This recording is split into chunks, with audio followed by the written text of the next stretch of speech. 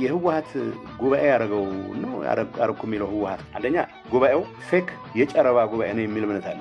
ምንም አይነት ጥቅም የሌለው ህዝባችንን የለያየ ከፕሪቶሪያ ፓርትነራችን ከሚባለው ፌደራል መንግስት ጋር ተቀራርበን እንሰራለን በሚል ጀምሮ ግን ደግሞ ለሱ እሱን የሚኮሰኩሱት ነገሮች ሲቀርቡ አልቀበለም በሚል ወደ ግጭት ከማስገባት ጭምር ያደረሰን ጉባኤ ያረገ ነው። ሁለተኛ በእኔ እምነት ህወሓት ችግሩ ጉባኤ ማድረግ ነው ያልማድረግ ጉባኤ አይደለም።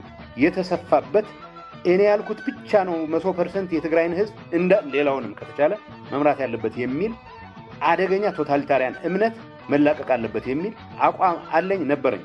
አሁን በጣም ተጠናክሮቷል አቋም።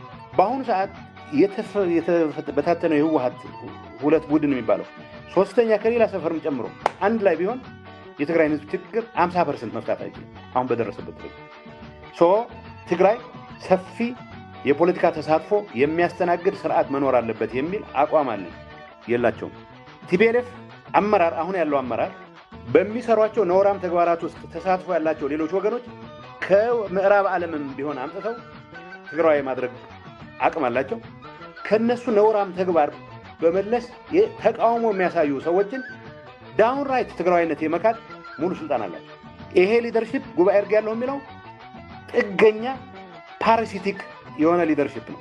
ህወሓት የሚባለው ፓርቲ የመንግስት ስልጣን ካልተቆናጠጠ በስተቀር ከቀበሌ እስከ ክልል አስተዳደር ከቻለ ፌደራልን ካልተቆጣጠረ ሪሶርስ ካልበዘበዘ ካልመጠመጠ ይሄን ላይ ተመስርቶ አባላት ካልመለመለ በስተቀር በፈቃደኝነት ላይ ተመስርቶ በትግል ላይ ተመስርቶ መቀጠል ይችላል ብሎ የሚያምን ሊደርሺፕ አይደለም። በእኔ እምነት ፓርቲ መቀጠል የሚችለው በፈቃደኝነት ላይ የተመሰረተ ሊደርሺፕ ሲኖረው ነው።